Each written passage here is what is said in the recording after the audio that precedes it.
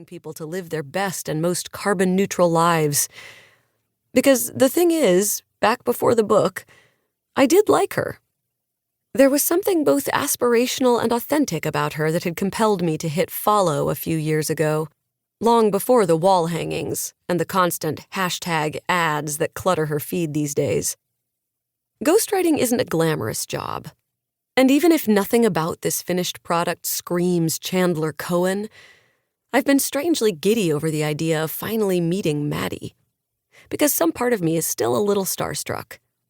The book came out a few days ago, and I've made myself wait to get a copy until her Seattle tour stop, convinced her signature on the title page will cement this as a collaboration. I didn't even open the box of hardcovers that showed up on my doorstep last week. In my wildest dreams, I've wondered if maybe Maddie will ask me to sign a copy for her, too.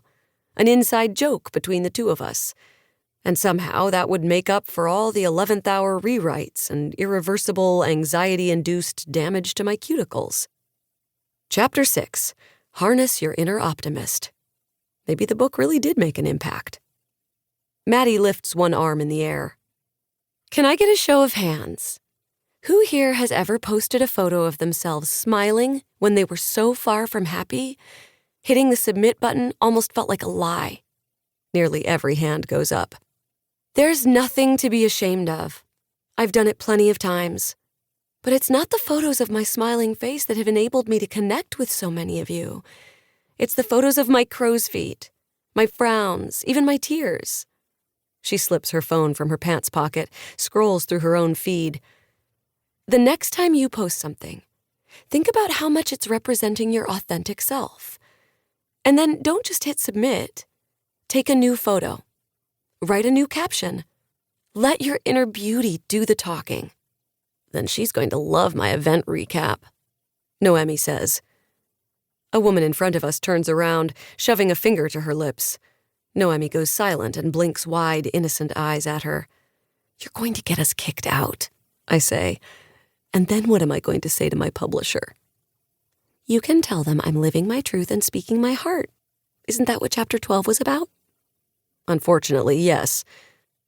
After another half hour of Maddie's sweeping proclamations about our on- and offline lives, infused with no fewer than 4 references to brands that sponsor her, she gets a signal from her assistant and claps her hands once. I'm afraid that was all the time we have. I can't wait to sign these beauties for you, but before I do, I want you all to do something for me. A sly grin spreads across her face. If you reach under your chairs, you'll find your very own bottle of water. There's a flurry of eager electric energy as those who didn't notice the water bottles when they came in discover them for the first time. Now I want you to open that baby up. Maddie uncaps her water bottle, raising it high in a toast to the audience. I tap my recycled plastic against Noemi's with an exaggerated lift of my eyebrows. And take a big, delicious sip. Doesn't it bother you? Noemi asks in the signing line, running a hand along the book's glossy cover. Not seeing your name on it? It did, at the beginning.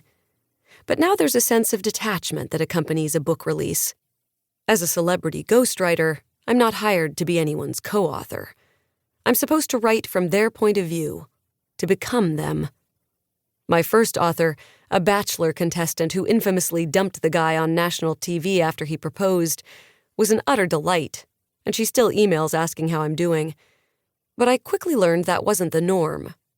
Because then there was Maddie, and the book I just finished for a TikTok-famous personal trainer with his own line of protein shakes that really stretches the definition of literature. Maybe there's some satisfaction in clutching these several hundred pages I churned out at record speed, a tangible conclusion to all those late nights and canceled plans.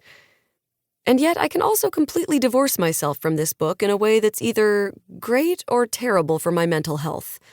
Maybe both. It's not my book, I say simply, taking another sip from my Maddie DeMarco-branded water bottle.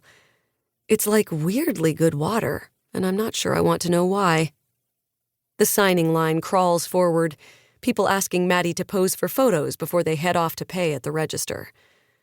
I can't fault any of them for loving her the way they do. They want to believe that changing their lifestyle can change their life.